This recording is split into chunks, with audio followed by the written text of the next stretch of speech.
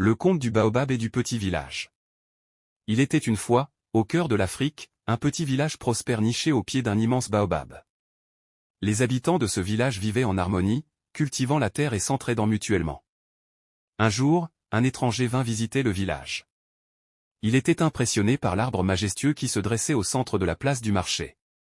Cet étranger se nommait Tandaji, un marchand venu de loin à la recherche de nouvelles opportunités. Tandaji proposa aux villageois un marché, il achèterait toutes les récoltes qu'ils pouvaient produire en échange de leur force de travail pour l'aider à développer un commerce florissant dans la région. Les villageois, attirés par la promesse de richesse et de prospérité, acceptèrent l'offre de Tandaji. Les saisons passèrent et les villageois travaillaient sans relâche pour cultiver plus de récoltes que jamais auparavant.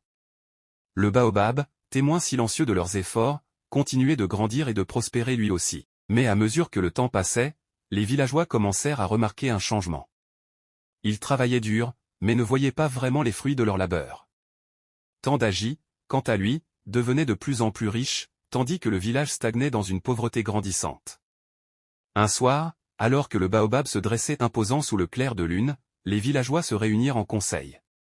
Ils réalisèrent que leur quête de richesse avait détourné leur attention de ce qui comptait vraiment, leur communauté, leur terre et leur bien-être mutuel. Le sage du village se leva et dit, « Le baobab nous enseigne que la croissance sans racines profondes ne peut apporter que l'ombre de la prospérité.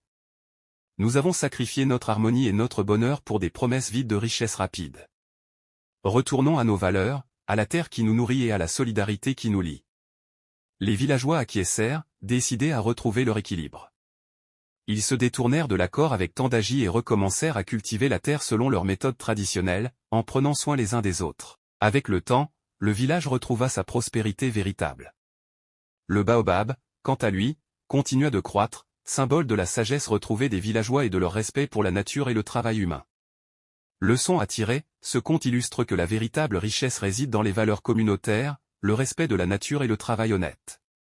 La recherche de gains rapides peut souvent éclipser ce qui est vraiment important dans la vie, l'harmonie, le partage et le respect mutuel.